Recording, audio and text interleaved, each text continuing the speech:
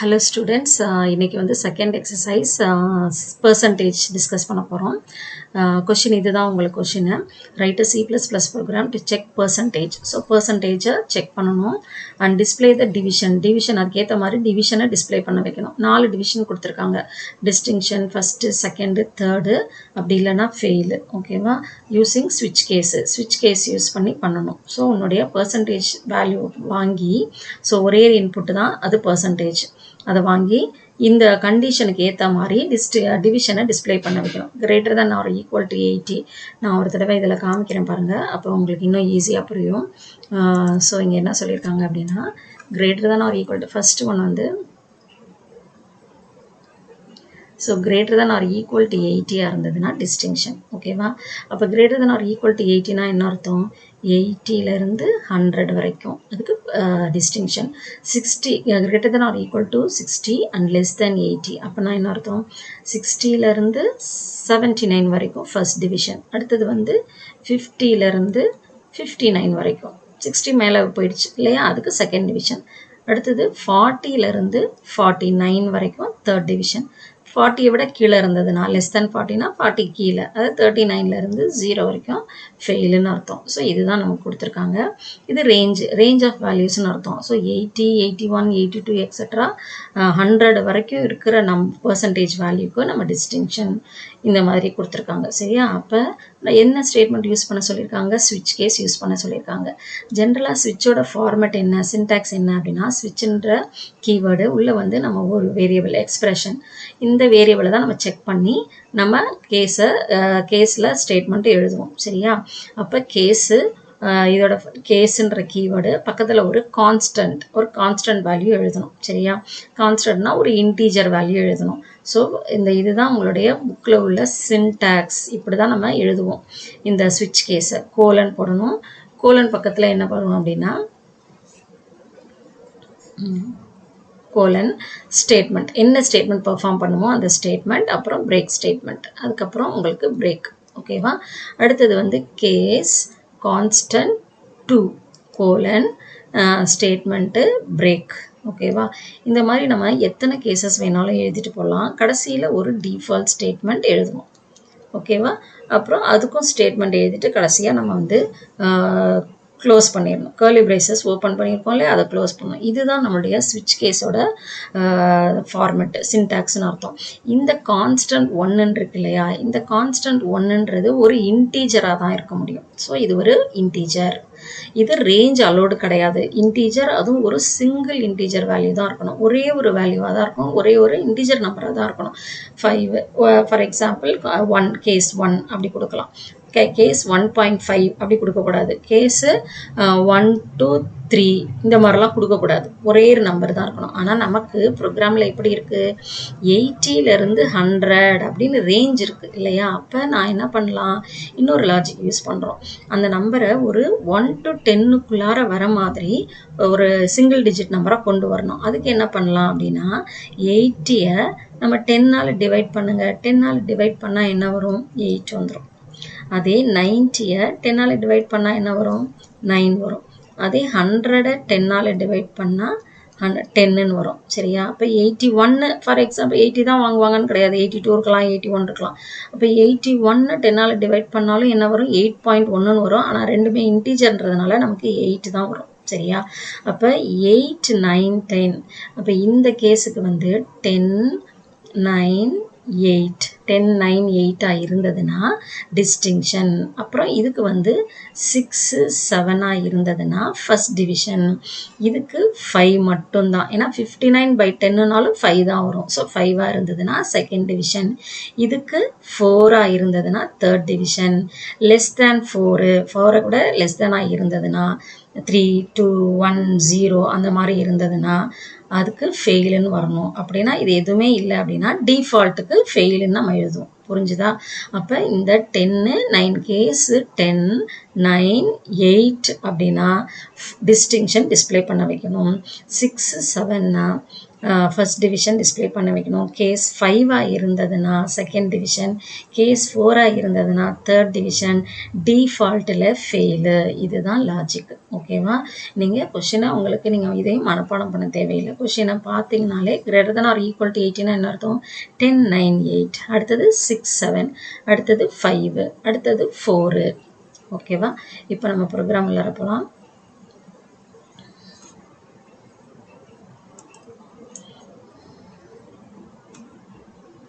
பாருங்கள், as usual உங்களுக்கு வந்து IO stream using namespace std int main கண்டிப்பாக இது எல்லா ப்ரோக்ராம்லையும் வரும். சரியா?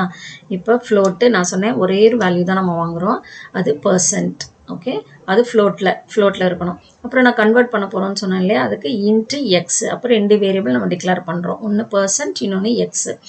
சி அவுட் வேல்யூ வாங்கணும் இல்லையா, அப்போ cout enter year %, cin இது வந்து மெசேஜ் டிஸ்பிளே பண்ண வைக்கிறோம். இது வந்து சிஎன் வந்து வேல்யூ நம்பரை வேல்யூவை வாங்குறதுக்கு. சரியா? இப்போ நீ என்ன % வாங்கினேன்னு ஸ்க்ரீனில் டிஸ்பிளே பண்ண வைக்கணும். அதுக்கு தான் இந்த cout statement. Use quote அப்படின்றது டபுள் கோட்ஸில் கொடுக்கணும். பர்சன்ட்ன்றது வேரியபிள். எப்போதுமே ஞாபகம் வச்சுக்கோங்க, வேரியபிள் டபுள் கோட்ஸ்குள்ளார கொடுக்கக்கூடாது. சப்போஸ் என்னோட வேல்யூ வந்து நான் 98 அப்படின்னு கொடுத்துருக்கேன் அப்படின்னா அப்போ 98 அப்படின்றது இங்கே டிஸ்பிளே ஆகும். சரியா? பக்கத்தில் % சிம்பிள் வரணும். அதனால டபுள் கோட்ஸில் %. எண்டல்ன்றதுனால அடுத்த அவுட்புட் எல்லாம் அடுத்தடுத்த லைனில் டிஸ்பிளே பண்ணுறதுக்கு. ஸோ அடுத்தது இது வந்து நம்மளுடைய % வேல்யூ ஒரு 1 to 10க்குள்ளே டிஸ்பிளே பண்ண வைக்கிறதுக்கு கன்வெர்ட் பண்ணணும். சரியா? அப்போ எக்ஸ் ஈக்குவல் டு %/10 10ஆல் டிவைட் பண்ணுங்க. அப்போ நான் 98 கொடுத்தேன்னா 98/10ன்னா அப்போ 9ன்றது வரும். ஸோ எக்ஸில் வந்து 9ன்னு வரும். சரியா? இப்போ ஸ்விட்ச் கேஸ் ஆல்ரெடி நான் சொல்லியிருக்கேன். ஸ்விட்ச் கேஸில் எழுதும்போது கேசஸ் எப்படி இருக்குன்றதையும் சொன்னேன் இல்லையா? ஸோ இங்கே பார்த்தீங்கன்னா கேஸு 10 ஸ்விட்ச் ஆஃப் எக்ஸ் போடுங்க. எக்ஸை தான் நம்ம செக் பண்ணுறோம். ஸோ கேஸ் 10: கேஸ் 9: கேஸ் 8 வரைக்குமே ஒரே மெசேஜ் தான், cout you have passed with distinction. அதனால் 10க்கும் டிஸ்டிங்ஷன் தான், 9க்கும் டிஸ்டிங்ஷன் தான், 8க்கும் டிஸ்டிங்ஷன் தான். அதனால் இதுக்கெல்லாம் எதுவுமே எழுதாமல் கடைசியாக 8ல் இந்த சி அவுட் ஸ்டேட்மெண்ட் எழுதுனா போதும். ஓகேவா? அடுத்தது இதை டிஸ்பிளே பண்ணணும்னா வெளியில் வந்துடணும். அதுக்கு தான் இந்த பிரேக் ஸ்டேட்மெண்ட். இந்த பிரேக்கை கொடுக்கலன்னு வச்சுக்கோங்களேன், அப்போ என்னாகும், அடுத்தடுத்த கேஸஸும் டிஸ்பிளே பண்ணிடும். சரியா? அதனால் கண்டிப்பாக இது ஒரு கேஸ் தான் டிஸ்பிளே ஆகணும். ஸோ பிரேக் கொடுக்கணும். அப்புறம் 7 6ஆக இருந்ததுன்னா பாஸ்ட் வித் ஃபர்ஸ்ட் டிவிஷன். அடுத்தது பிரேக்கு கேஸ் 5ஆக இருந்ததுன்னா பாஸ்ட் வித் செகண்ட் டிவிஷன். 4னா passed with third division. Break டிஃபால்ட்டில். ஸோ <4 இருந்ததுன்னா ஆட்டோமேட்டிக்காக டிஃபால்ட்டுக்கு போயிடும். Sorry you have failed, return 0. லாஸ்ட்டாக ப்ரோக்ராம் கடைசியில் என்ன போடணும், return 0, close the curly braces. ஓகேவா? ஸோ இதோட அவுட்புட் பார்த்தீங்கன்னா %79னா யூஸ் கோடு 79% டிஸ்பிளே ஆகும்.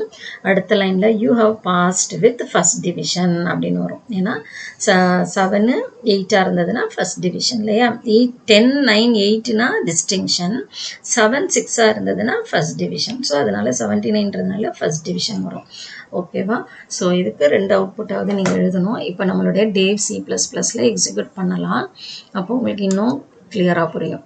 ஸோ ஃபஸ்ட்டு ஆஸ் யூஷுவல் உங்களுடைய டேவ் C++ல் நம்ம எழுதும்போது என்ன பண்ணுவோம், hash include IO stream. So இது வந்து புது ஃபைல் ஓப்பன் பண்ணுறதா இருந்தால் ஃபைலு நியூ சோர்ஸ் ஃபைல், இல்லைனா Ctrl+N கொடுத்திங்கன்னா நியூ ஸ்க்ரீன் ஓப்பன் ஆகிடும்.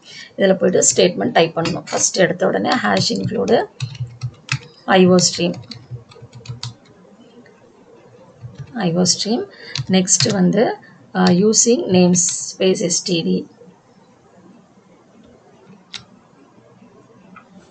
இங்கே பாருங்கள், இப்போ வந்து டிக்ளரேஷன் எப்போதுமே ஃபஸ்ட்டு எடுத்தோம். Declaration statement float %. Okay, %PERCENT பர்சன்டேஜ்னு ஃபுல்லாக எழுதுனா உள்ளாரையும் % தான் யூஸ் பண்ணணும்.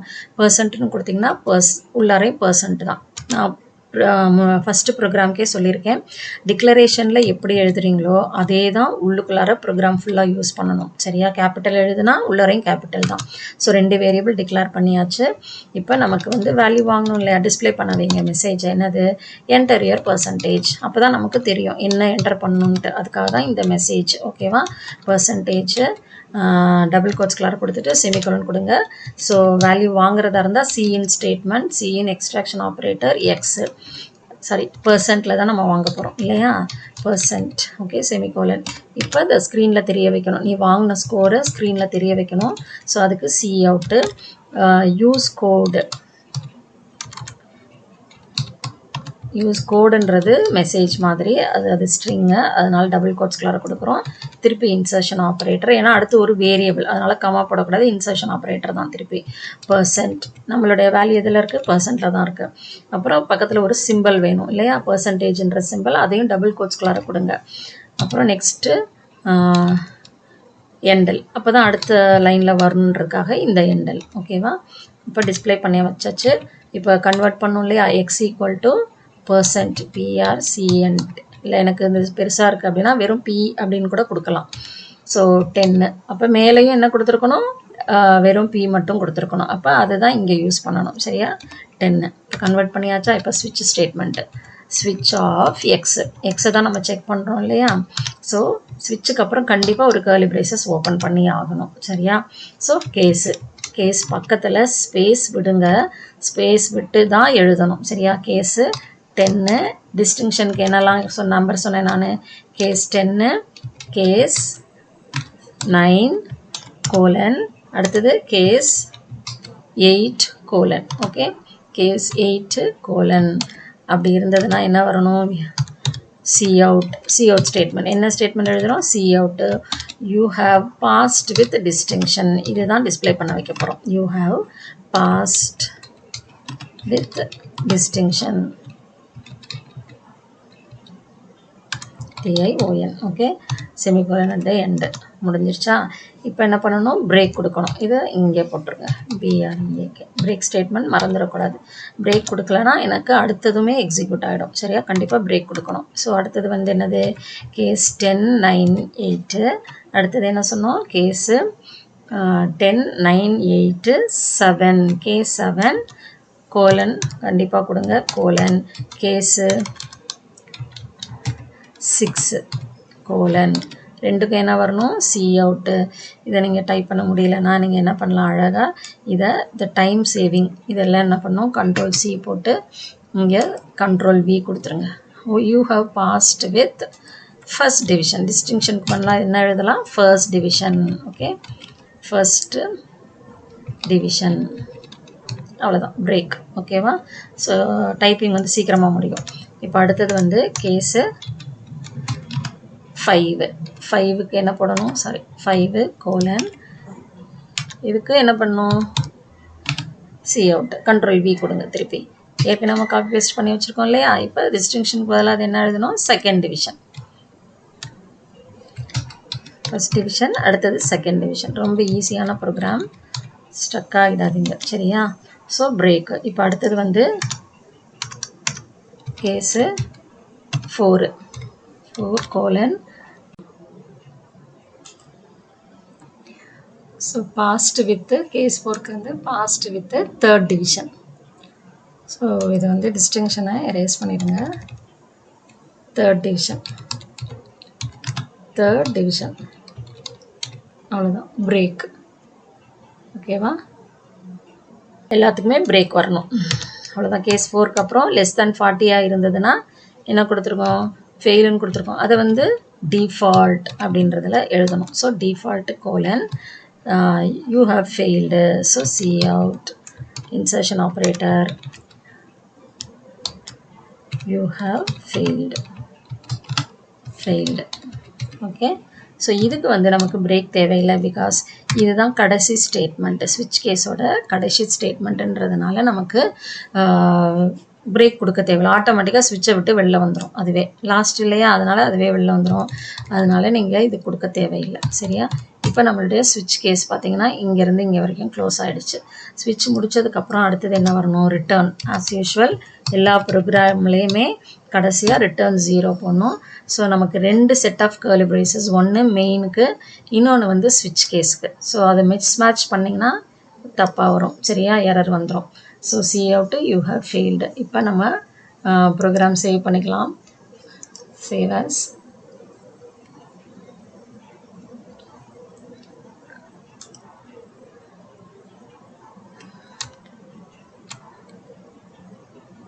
PR2 ப்ராக்டிக்கல் 2ன்றதுனால நான் PR2ன்னு கொடுத்துருக்கேன்.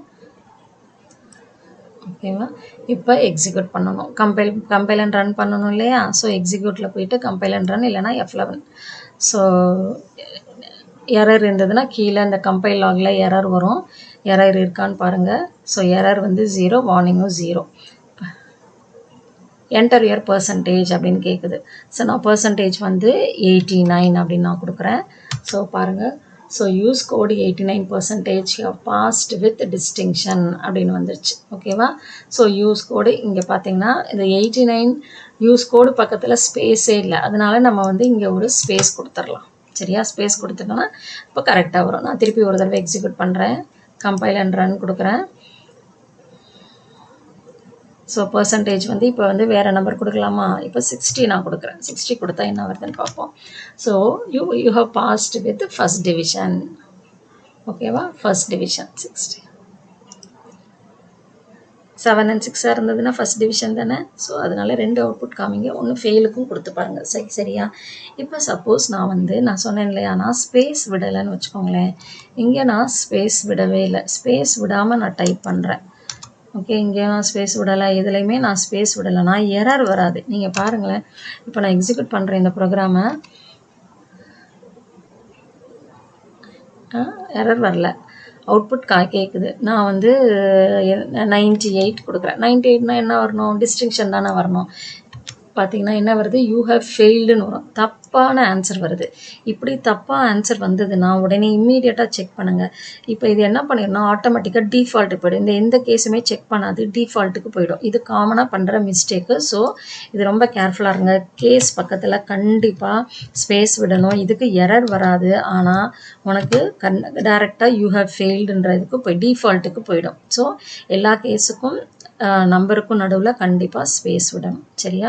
அப்போ கரெக்டான ஆன்சர் வரும். அதே மாதிரி டிக்ளரேஷனாக சொன்னேன். இன்னொரு மிஸ்டேக் என்ன பண்ணுவீங்கன்னா, வேரியபிள் டிக்ளேர் பண்ணும்போது கரெக்டான இது இப்போ ஸ்பெல்லிங் இருக்கும். வேரியபிள் நாட் டிக்ளேர்ட் அப்படின்னு மெசேஜ் வந்ததுன்னா நீங்கள் வந்து என்ன பண்ணியிருக்கீங்க, இங்கே டிக்ளரேஷனில் தப்பாக இருப்பீங்க. எங்கெல்லாம் அந்த வேரியபிள் யூஸ் ஆகுதோ அதை செக் பண்ணுங்கள். இங்கே பர்சன்ட்டு நான் கொடுத்துருக்கேன். சப்போஸ் இங்கே பர்சன்ட்டில் நான் வந்து எண்ணு கொடுக்கலான்னு வச்சுக்கோங்களேன். இப்போ நான் வந்து கம்பைல் பண்ணி பார்க்குறேன். பாருங்களேன். பாருங்கள், எரர் என்ன வருது? Percent was not declared. அதுவே சொல்லுது இட் இஸ் நாட் டிக்ளேர்ட் அப்படின்னு வருது. அப்போ இது இங்கே நம்ம டிக்ளரேஷனில் போய் பார்க்கணும். இங்கே NT கொடுத்துருக்கோம். ஆனால் இங்கே நான் என்ன யூஸ் பண்ணியிருக்கேன்? CET தான் கொடுத்துருக்கேன். அதனால் இங்கே N கொடுத்துருங்க. ஓகேவா? ஸோ இது உங்களுக்கு புரியும்னு நினைக்கிறேன்.